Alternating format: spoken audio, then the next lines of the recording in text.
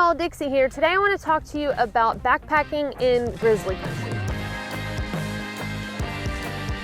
One of my biggest fears before through hiking the CDT was knowing that once I got to Wyoming, I would be in grizzly country. Ever since I was a little girl and I learned what grizzly bears were, I thought, who in their right mind would put themselves in an environment to be attacked by grizzly bears? And I just had this idea that they had bright red LED lights for eyeballs, and that if I was there, they would maul me, and it was just a matter of whether I would survive or not. And, you know, as I grew up, I didn't get over that. So in my mind, while I was backpacking in grizzly country, that's what it was going to be like. If you aren't familiar with the areas that make up grizzly country, grizzlies actually live in 5 states in the United States, including Wyoming, Idaho, Montana, Alaska, and actually there have been some spotted in the Northern Cascades in Washington. You can identify grizzlies by the big old hump on their neck, and also if you're looking at black bear prints versus grizzly prints, you can tell a difference. There's a little method where you can draw a line under the toes,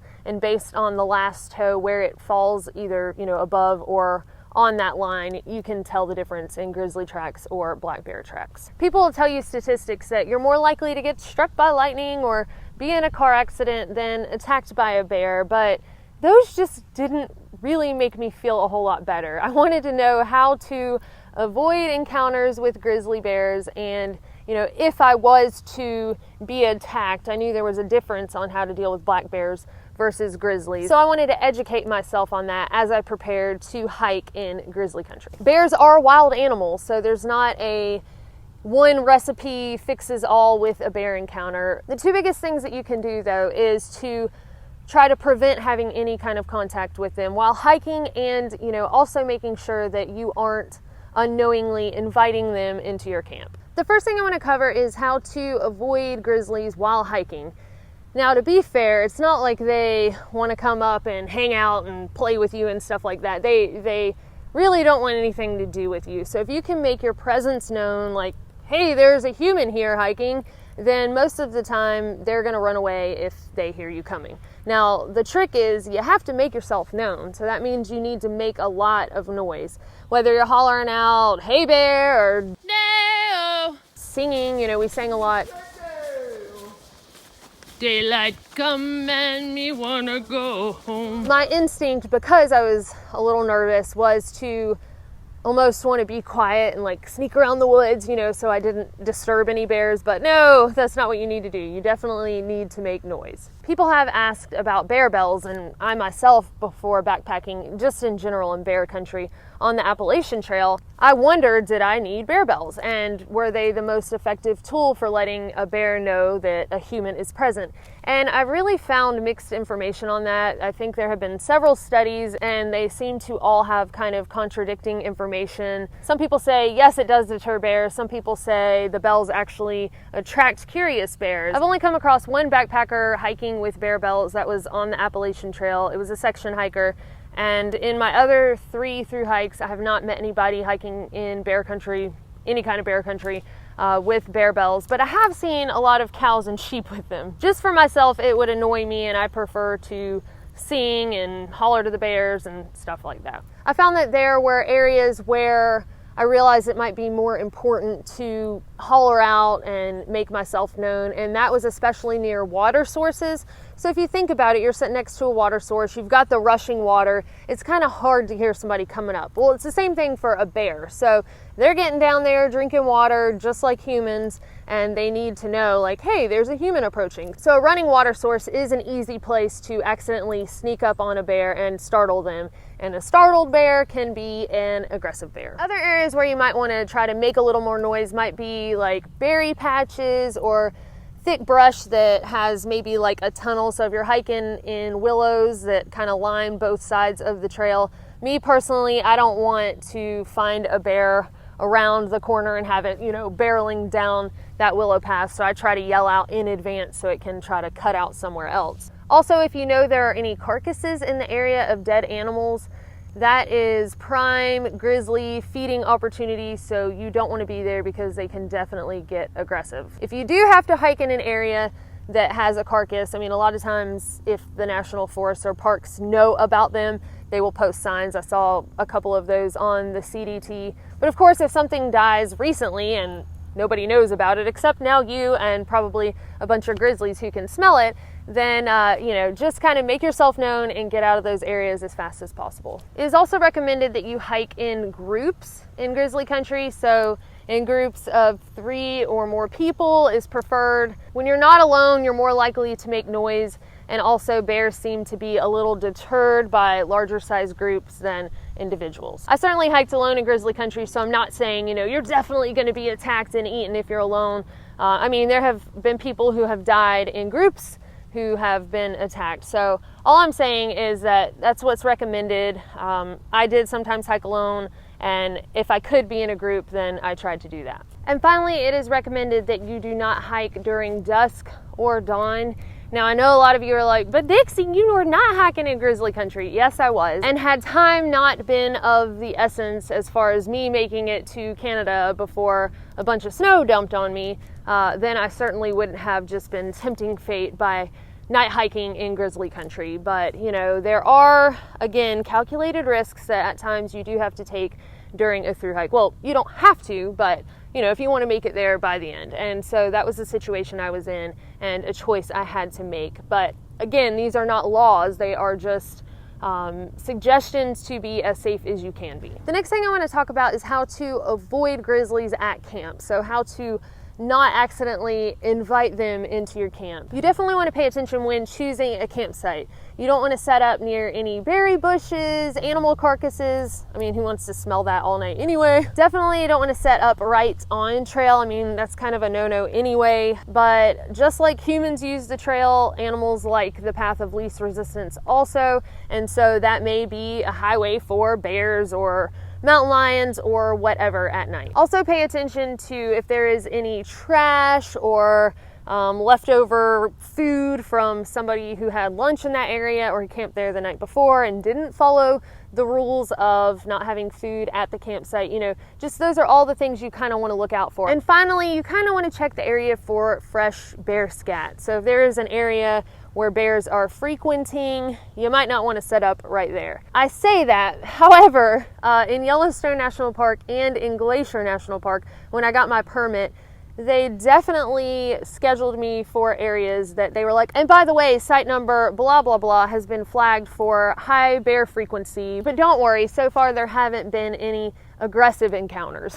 So, in one breath they say avoid areas where there's fresh bear scat, and then in another they schedule you to be at a campsite that they know has a lot of bears. So anyway, again, the best practice is to avoid bears though. So if there is scat, you might want to go set up camp somewhere else. The next thing you can do to help avoid inviting bears into your campsite is to make sure you store your food properly. Now, the biggest thing with grizzlies, or any bears for that matter, is that you don't want to have the bears start associating humans with a food source. So if your food is not stored properly and they're like, this place smells like humans are camped here. Oh, if I go find where humans are camped, I can get food. You just don't want that to happen, because obviously it can be detrimental for people in the way that bears can start attacking people to get their food. Also, the food that you had set up for a 7-day stretch that you're in the middle of, you now have very little food and you have to ration the rest of the time. So you're putting yourself in danger of having no food. And then finally, the bear will be put in danger. So if these bears start recognizing I can get food from humans and they start being aggressive, then a lot of times the bear is put down. I don't want to be responsible for a bear having to be euthanized, and hopefully y'all don't want to either, so it's just best to store your food properly. You definitely want to check the rules of the area that you're going to be backpacking and camping. I stayed at a couple of places along the way on the CDT that had bear boxes, and they are so wonderful. They're just basically big boxes or vaults that are bear proof. So the bears, at least to my knowledge, haven't learned to open the boxes yet, but you can just store your food in there. It's super easy and you don't have to worry about it. Other options for storing your food might be with a bear canister. And then finally, you can use a food bag. And that's what I did most of the PCT, all of the AT, and all of the CDT. Now, the rule of thumb for hanging your food bag is you want the bag to at least be 10 feet off the ground and at least 4 feet from, if you're hanging it in a tree, that vertical support. So you want it at least 4 feet out on that branch. Some places will say 6 feet. You know, again, there may be different dimensions based on where you're camping. I will probably do a video in the future on hanging a bear bag properly. So if you want more information on that, be looking for that in the future. One problem I had with hanging a bear bag is there aren't always trees to have the perfect hang. Now, if I had it to do again and I knew I was going to be in an area that wasn't going to have the best trees for bear bagging, what I might have done is gone with one of those Kevlar earth sacks. They're made out of bulletproof fabric, and probably I would have lined it with one of the OP sacks or OP sacks. It's basically like an odor-proof Ziploc bag type thing. So I would have put all my food in that and then put it down in that Kevlar earth sack. The earth sacks are, you know, like normal bear bags. They're just going to be a lot more durable for, you know, a bag that's not hung properly. So if a bear does get to it, then, you know, you don't have to worry about it getting your food and then, again, associating people with food or, you know, limiting your supply severely. Another option for an area that doesn't have the best bear bagging trees would probably be the bear canister, like I mentioned before. But both of those options are going to be a little bit heavier, but they are safer options than not hanging your bear bag properly. However you choose to store your food, you just want to make sure that you put all of your scented items in there. So chapstick, deodorant, baby wipes, obviously your food, your utensils, your food pot, basically anything that's got any type of scent, whether it's toiletries or some kind of food item, wrappers, trash, all of that stuff, because you don't want the bear smelling that and coming to get it because they're hungry. Another good practice is to make sure you're doing the bear Muta triangle. So in grizzly country, people recommend kind of creating a triangular pattern to the way your camp is set up. So for example, one part of the triangle would be where you actually set up your tent. And then the two other pieces of the triangle will be where you prepare your food and cook. And then the third point of the triangle would be where you do your hang for the night or store your food. Now the idea is the area where your food is prepared and cooked and eaten, and the area where it is stored for the night, those should be downwind from where you're camped. So you want to be upwind. You want the wind, if that was the way it was set up, the wind would be going this way, if you can see my air visual here. And in between all three of those points on the triangle, you want 100 yards. I did not practice the bear Muta triangle. What I did to kind of eliminate this issue was I would hike until it hit about 6 o'clock or so, sit down, cook my food, and then hike for another hour or so or mile or so, at least 100 yards away from where I had cooked, and then would set up camp. So that way I wasn't, you know, walking all around this triangle or anything like that. I took care of my cooking and all of that before I ever got to camp. I did make sure to hang my food about 100 yards away from where I set my tent up. By doing this, I also solved the issue of cooking in the clothes that I sleep in. It's suggested that cooking in the clothes that you sleep in is not a good idea because you've got all that aroma of that good food on your clothes, and then you climb into your sleeping bag like a burrito. So by stopping and cooking and brushing my teeth and all that in one spot before I was done hiking for the day and then continuing on for a little while, that just kind of eliminated those issues for me. The main thing is, though, you do not want to have your food or any of those scented items I mentioned in your tent with you when you go to sleep at night, because the last thing you want is to wake up to a bear dragging you out while you're trying to sleep. Now let's talk about what to do if you do see a grizzly.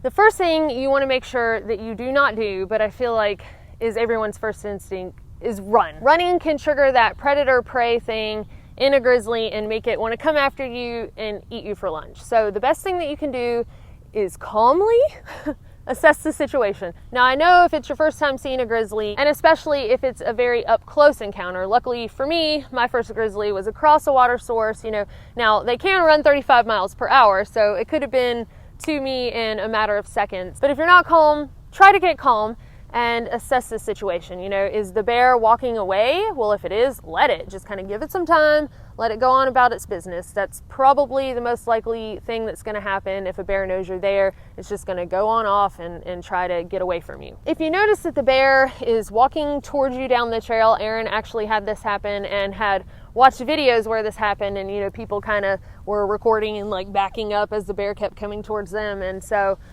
he said that he always thought, why don't they just give it some room? And actually one of the park rangers at Yellowstone, when she was talking to me about bear safety before I got my permit, she said, you know, if you have a bear coming down the trail, you just kind of want to give it some room. So step off the trail, and if you walk sideways, apparently they don't see that as much of a threat as, you know, walking towards them or even potentially backing away. So just kind of walk sideways off the trail, give them some space, and let them do their thing. If they continue coming towards you, you do want to, you know, look big, let them know like, hey, I'm a human, wave your arms, speak to them. Do not make direct eye contact because they can see that as a sign of aggressiveness. But what I've been told is to kind of like look at the mass of the bear. So look towards it. You don't want to turn your back to it. You know, you don't want to look over here and not pay attention to what the bear is doing. So you want to look towards it, but look at the mass and not directly in its eyes. And finally, if you're hiking with small children, it is recommended that you throw the children to the bear. I'm just kidding. It is recommended that you pick the child up when you spot a bear. Now, all situations, again, are not,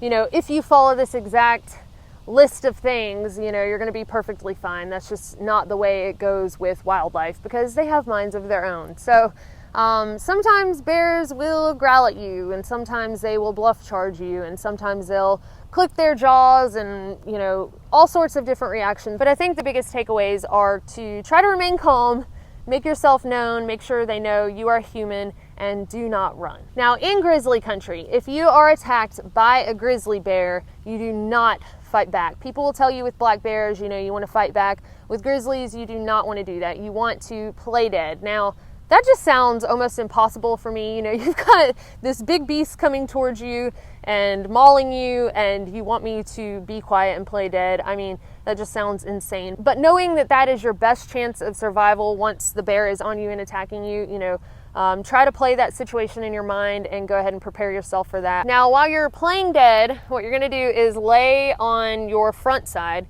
with your legs spread apart to kind of help prevent the bear from flipping you over. You want to make sure you stay on your front side. That way your pack can kind of help protect your back. And you're going to clasp your hands together and put them behind your neck like that, and just, you know, lay face down and good luck. The goal is that eventually, after the bear takes a few swipes at you and realizes, hey, this human is dead or is no longer a threat, then they wander off on their merry way. And you do not want to get up and try to flee until the bear has lost interest and has left, because again, bears run 35 miles per hour, and you are not going to outrun a bear. You're not going to climb a tree and get away from them, because bears can climb trees probably faster than you. So you just want to lay there until the bear has left and it is safe to get up and try to get out and get help. Now, I did have a park ranger in Yellowstone tell me that the only time you want to fight back with a grizzly bear is if you have been dragged out of your tent at night and a bear is currently attacking you, or you are being stalked by a bear and then it attacks you. So in those two instances, apparently the bear views you as prey and as food and is planning to eat you. So playing dead is not going to do anything but excite them and, you know, make them go, well, hey, it already died, so now I can start eating it. So in those instances, you do want to fight back. There are ways to protect yourself in bear country, and there seems to be an ongoing battle on whether firearms or bear spray is the best. I'm not here to decide that for you today. I think that you should look up and do some research on the best way for you to protect yourself in grizzly bear country and what you feel most comfortable with. I can tell you that I decided to go with bear spray, and according to some studies by the U.S. Fish and Wildlife, they found bear spray more effective than